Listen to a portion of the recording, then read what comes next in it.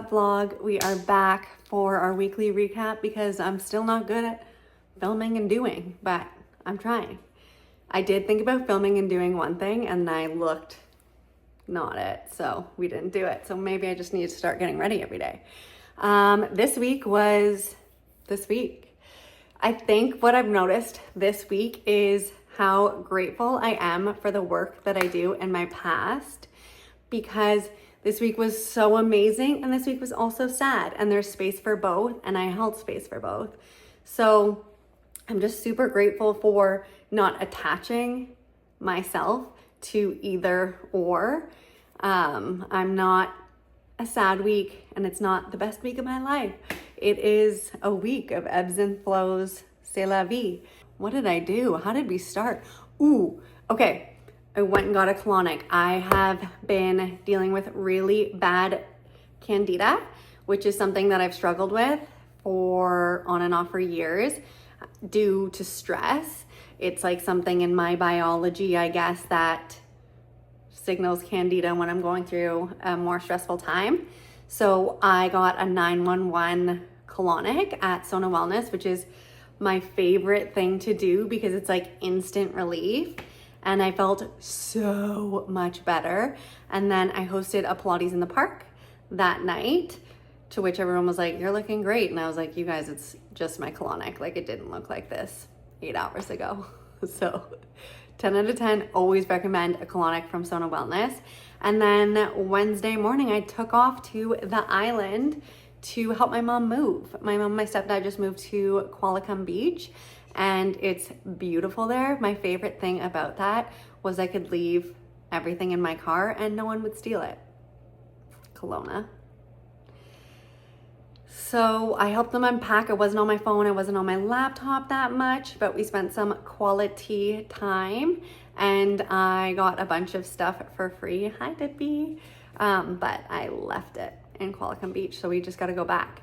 Friday, I went and visited my friend John. He lives on Cowichan Lake, so that was really nice. And he also had other friends visiting that I've met before, and it was really fun. And we had like the best day together out on the lake and at his house. And we met some of his friends who came, took us boating, had a little party, and then Saturday headed back to my parents where we kept living the unpacking life.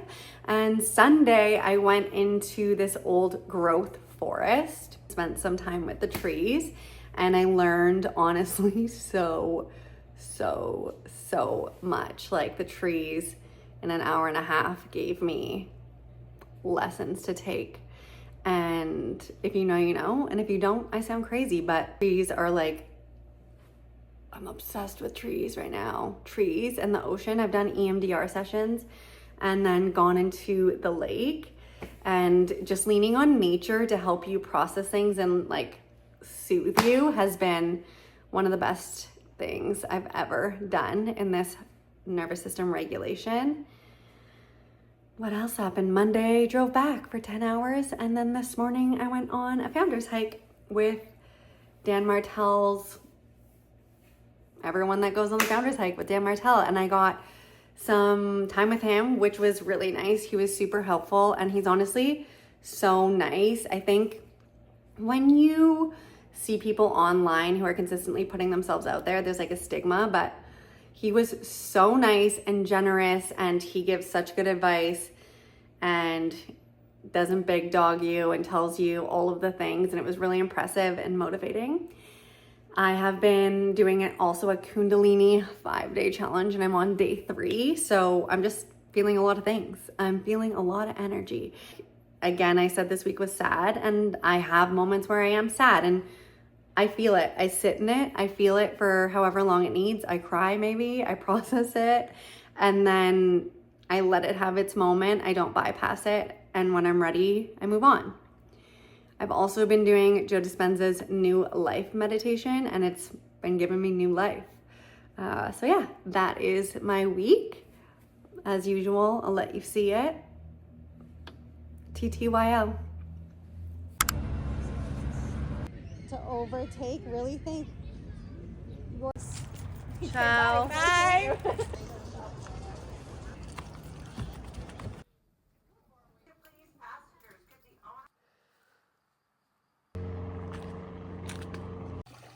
See?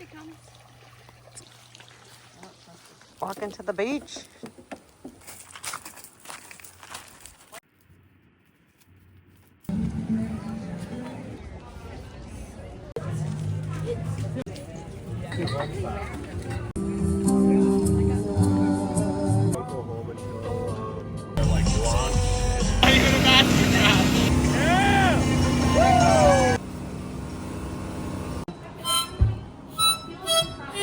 There it is.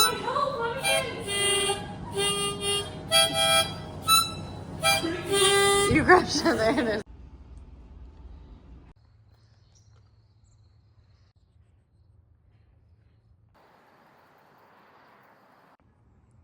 Don't say a lot of things for fear of sounding crazy, because I know that they sound crazy, but really it's like ancient wisdom, full circle, that now mainstream we've made it crazy. But like going into the forest and sitting in nature and not just walking through nature and having the superficial understanding of like, yeah, it's grounding and it's therapeutic, and I know that I like to be around the trees, but I don't know why.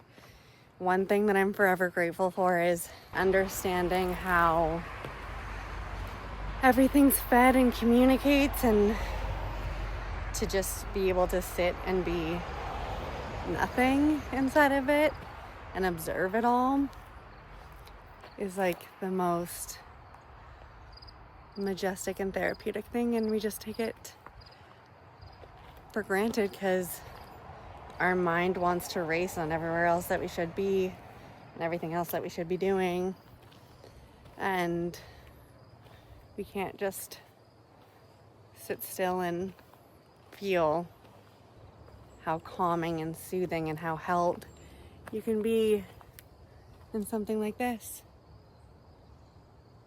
And so anyways, I'm crazy, but I'm also not. And then this is what my YouTube is for, to be all of me without judgment.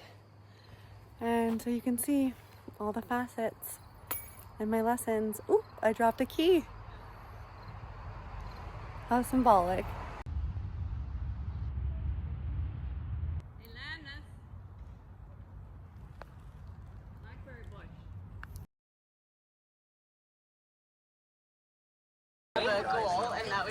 Hey, I also want to add at the end of this, I had the most amazing call with my business coach. I think it was one of our biggest breakthrough calls. If you're watching this, comment. Oh, my bacon's ready. My dress just went into my coffee. It's fine, it actually didn't. It sat on it because we are a new energy. We are not a mess here. Just actually love being a mess. It's one of my favorite flaws. I think it's my best quirk, but to each their own. Yeah, we got into like my belief systems and why I do what I do, and coming down to it. And I just told her, we are in an epidemic of overthinking, overanalyzing, over-labeling, attaching ourselves to certain aspects of my life. Like, I have anxiety, I am a survivor, all of these things we label ourselves, and it's like, that's not who we are as people. Who we are as people is fluid. Like, you feel anxiety sometimes, you have overcome something, but we shift all the time. And to attach ourselves to a label does help us rationalize things and move through things, and but it's not who you are. Once you can create a better relationship with the mind, body, mind,